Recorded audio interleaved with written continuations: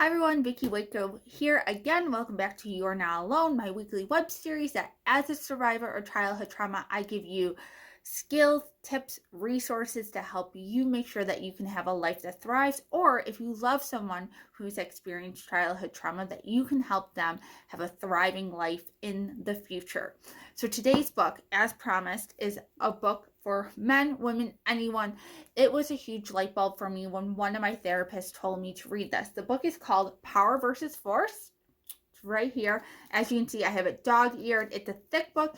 It is a little bit more high thought, and I felt like personally it took me a while to really digest this book. I feel like the second read was better than the first read, but as a survivor, like I talked about before, trust is a big issue, but another issue is really feeling like you can step in or be what I thought would be forceful, right? As someone who saw domestic violence in my household, violence against other people, my brother and my mother were both murder victims, so violence was a big thing around me. It was something that frightened me that I would shut down from.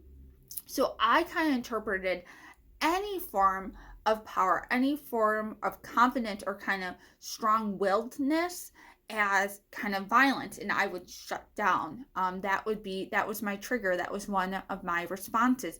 And one of my therapists was really big on this idea that you can be strong, and it doesn't mean that you're being forceful. You're using your power. You're using your internal power to help project, to move you forward and move you through life. And once I started to understand this concept, this idea that being powerful, being strong, being confident didn't mean I was being forceful or hurting other people. It was just a huge aha for me.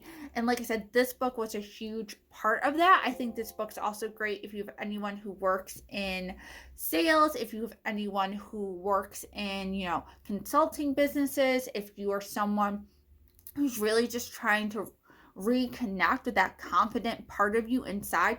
This book is great for all that. But I do believe as a survivor of trauma, this really helped me to see that being powerful, being strong, being confident, going after what I wanted in life wasn't a bad thing. It was actually what I was created and made to do, as we all are.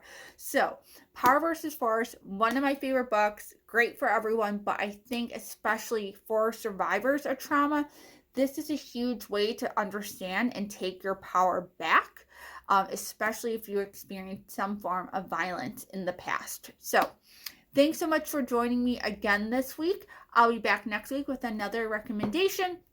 Of course, make sure to like, subscribe, do all that fun stuff, and I'll see you all back next time. Bye for now.